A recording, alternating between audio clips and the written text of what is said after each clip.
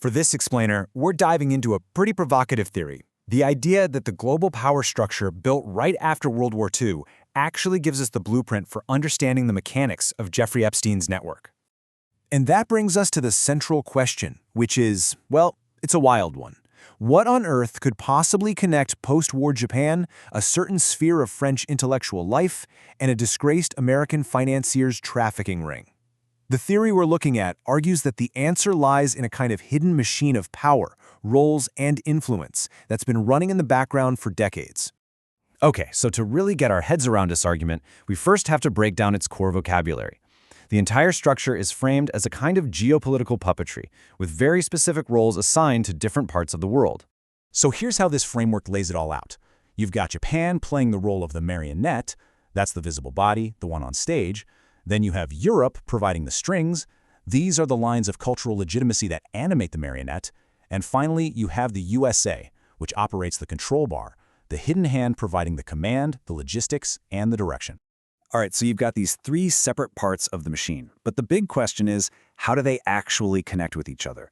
How does that commanding hand in the US interface with the cultural prestige coming out of Europe? Well, the source gives this connection point a specific name. It's called the corridor. Now, this isn't a physical place you can walk down. Think of it more as a conceptual passage, where the hard power of the control bar, money, command, logistics, meets the soft power of the strings, cultural credibility, glamour, and prestige. And this isn't just some abstract idea, right? The corridor is made up of real, tangible things. We're talking about bank accounts, decisions about legal compliance, modeling agencies, exclusive parties, and the whole world of high-end fashion and international travel. These are the nuts and bolts that join American operational power with European cultural cool. Let's look at a perfect example of how this works on the financial side, Deutsche Bank. According to a Reuters report from 2020, the bank got hit with a massive $150 million fine for major compliance failures. They were processing payments for Epstein's network, including to Russian models, long after they had flagged him as a high-risk client. This is a textbook case of finance acting as a key component of that corridor, keeping the machine running. And then, on the cultural side of that corridor, you have someone like Jean-Luc Brunel. He was a French modeling agent who co-founded the agency MC2 with Jeffrey Epstein. What this did was create a direct pipeline, a corridor, linking the glamour and prestige of the French fashion world directly to Epstein's operational base in America. It turned the act of scouting for beauty into a component of this much larger, darker network. So it's not just about institutions like banks or agencies. The theory also points to key individuals who act as human bridges, personally carrying influence from one of these worlds into the other. And there's a specific term for this kind of person, a relay.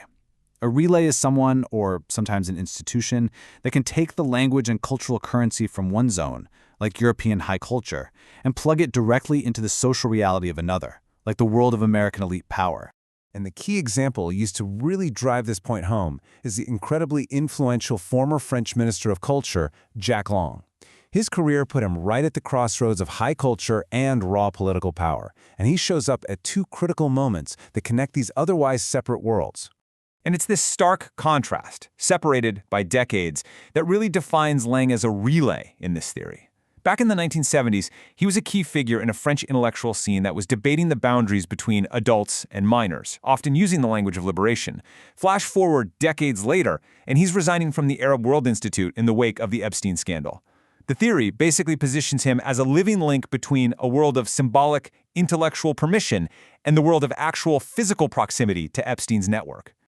Okay, this is where we get to the absolute core of the argument.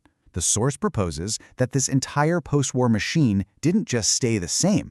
Over the decades, it transformed, and the content that was flowing through it became something much, much darker. This whole transformation is given a, let's just say, a very specific and pretty jarring name: the nuclear puppetry of pedophilia. The argument is that the original roles, the marionette, the strings, the control bar, they all remained, but what they were animating, what they were controlling, changed fundamentally for the worse. So let's start with Japan's role as the marionette. Originally, the idea is that it was the visible body carrying the memory and trauma of the post-war catastrophe. Over time, according to this theory, that role transformed into becoming a key supplier of sexualized, child-coded imagery, especially through its massive, legally protected manga and anime economy. Then you have Europe, providing the strings. The theory argues that the continent's long tradition of turning transgression into high art and philosophy actually intensified and began to provide a kind of cultural legitimacy for actual abuse. And it points to scandals involving figures like the writer Gabriel Matzneff, the director Roman Polanski, and the recent accusations from actress Judith Godrèche as evidence of this kind of institutional protection. And that brings us to the American control bar. Its original function of geopolitical command, exercised through military occupation and cultural power like Hollywood, is argued to have transformed into something else entirely, the operational machinery of elite trafficking and impunity. And the Epstein network is presented as the clearest, most brutal expression of that, the apparatus that literally moves bodies and money across borders. So, we've walked through this incredibly complex, decades-long transformation. Now, the analysis brings it all home to a single, concrete scene, arguing that the original machine is still visible today, if you know what you're looking for. Now, the scene the source uses to illustrate this is actually a speculative future event reported by Reuters set in 2026. It describes a White House meeting where Donald Trump, in a discussion with Japanese Prime Minister Sanae Takaichi about Iran, suddenly invokes Pearl Harbor. So, if you look at this through the lens of the theory we've been discussing, this is way more than just a standard diplomatic meeting. It's presented as a modern-day picture of the entire structure, the American control bar setting the terms, and the Japanese marionette right there in the room, with that old power dynamic from 1945 still echoing in the script. So let's just quickly recap the full definitions, now that we have all the context. The marionette, that's the visible body which shifted from carrying trauma to producing a protected, child-coded image. The strings, that's the European prestige that tells us how to interpret that body.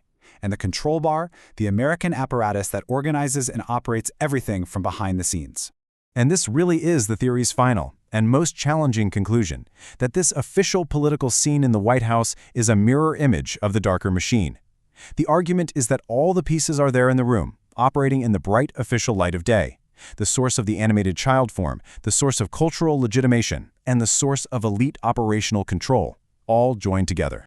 You know, it's a really dense and frankly disturbing theory, connecting geopolitics, culture, and crime over nearly 80 years. And it leaves us with one last crucial question to chew on. If this machine really does exist, what other arrangements from that post-war moment might still be quietly running in the background of our world today?